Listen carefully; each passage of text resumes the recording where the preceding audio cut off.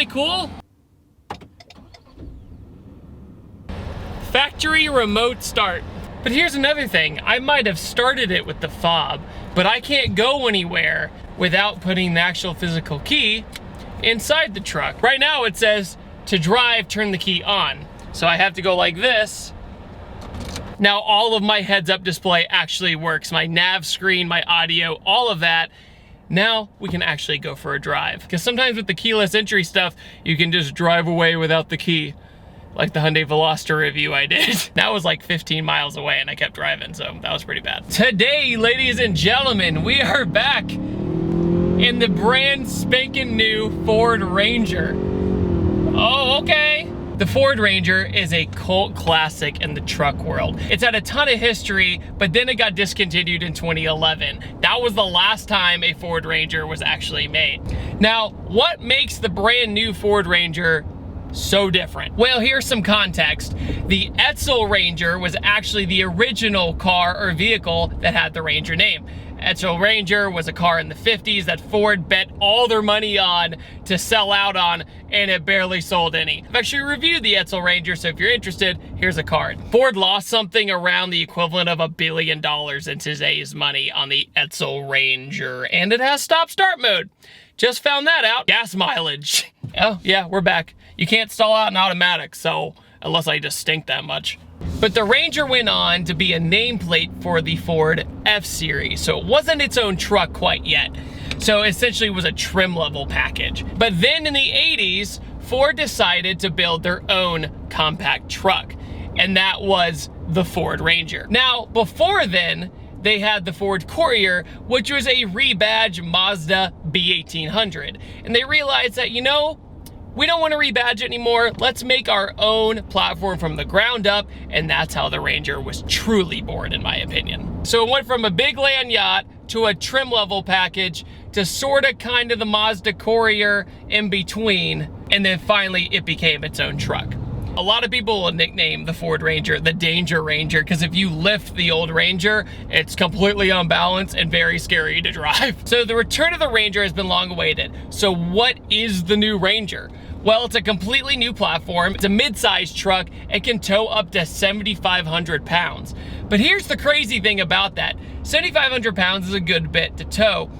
But I know what you're thinking, well, you know, the F-150 can tow some more, blah, blah, blah, blah. You're probably right, depending on the variant of F-150. But here's the catch.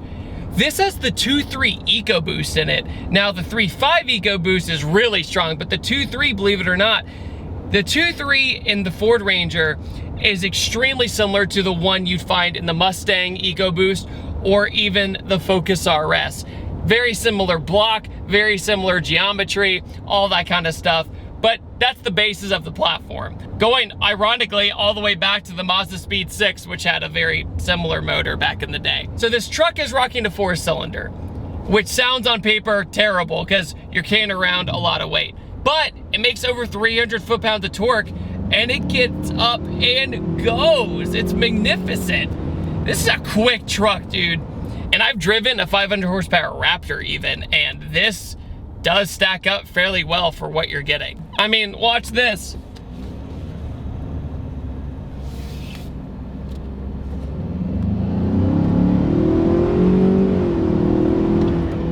Ooh, we got a little bit of a blow-off noise with that tiny little turbo in there. The turbos in the EcoBoost are about as big as the palm of my hand. So they're nothing crazy, but that's also what makes them so great at low-end power. There's no lag. It just hits really hard. This also has the 10-speed transmission that Ford is just going crazy about. The 10-speed that was developed, you'll find in the Mustang GT now and all that good stuff. And it's a fantastic transmission and it's extremely strong. So here's another thing, the suspension in this, it's independent in the front, but then the back has leaf springs. I thought that was incredibly interesting for a modern truck. They decided to do it with leaf springs in the back. And honestly, you can't really tell that it's a deterrent to the vehicle. It doesn't feel like it's super out of place or super old. Let's talk about the interior though. The Ranger is what you expect from a new Ford truck. They're very nice. It's a very nice place to be. We have kind of a nice brushed aluminum look on the dash. We have soft materials pretty much everywhere. No super obvious hard plastics that are really annoying, if that makes sense. Everything feels solid for what you want the Ranger to do. You have a screen in the middle that tells you everything. You can even download the Ford app and basically data log the car. You can see the engine temps, the oil life. It'll tell you exactly how much percentage they recommend. It'll tell you what percentage your oil life is at out of 100%. So if you're at 10%, maybe it's time to go get your oil changed. So that's really nice. These features they thought about, just like the remote start. It's all about the little things in the new Ranger. And when they announced that the Ranger was gonna come back, I was scared that they were just gonna use the name and pretty much not improve upon the last platform, because the Ranger was a reliable, small little truck. It wasn't very good at towing or anything along those lines. Now we have kind of a multi-purpose vehicle. You can go off-roading. It has different modes. It has a trailer mode. The 2.3 is not gonna suck a whole bunch of gas. You get like 21 miles to the gallon in a big truck. Here, let's see what sport mode's like. So I'm in sport mode. Oh, all right. Oh, we're getting crab walking? Ooh. This thing is quick. Much quicker than I expected to be. It pulls so nice. It pulls super smooth. And this is like an exit ramp hero for a truck. It is absolutely insane. Sport mode feels as though you change the shift points a little bit. Everything seems a little more aggressive. It feels like it has a little bit of a rev hang to keep it in the power. It's a generally fun truck to drive, 100%. The EcoBoost in this sounds so different compared to the Mustang and the Focus RS, or whatever else has the 2.3 as a sports car. This feels way more tame when it comes to the sound, and also it doesn't sound like a raspy 4-cylinder. It just doesn't. It seems civilized. It seems civilized, and it's wild for a truck that's so calm and collected and civilized that when you get into the power, it's a beast. It's an absolute beast for what you get. This is one of those vehicles where the numbers on paper don't seem to add up, because they say it only has 270 horsepower, but the 310 foot-pounds of torque, along with the 10-speed transmission, it just stays in power and it just keeps going. So don't let the numbers fool you. I think it's due to this 10-speed transmission. It really takes advantage of the torque and it stays in it. It doesn't feel lackluster. And I figured that being a modern truck and it only had 270 horsepower, I thought it was gonna be kind of a dud, but I was completely wrong. This thing scoots, dude. Now there is a 2-door version to the Ranger, but they don't make it here in North America, so we have the Super Cab and Super Crew. Room in the back is solid. The seats in this are just traditional cloth seats, very comfortable. Steering wheel is very straightforward. All the controls are nice. You have Sync, which is one of the best infotainment systems in the business. It's incredibly user-friendly. I've loved Sync ever since it came out like 10 years ago, and it's no different here. Everything works perfect. It actually has Apple CarPlay built into it as well, so you plug up your phone and you can do voice to text messages. It'll read your text messages for you. It's got it all. It's got everything. If you just need a truck, you don't need to be towing massive payloads, the Ranger's the perfect truck.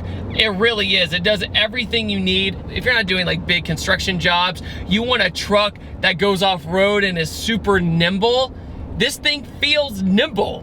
That's what's weird.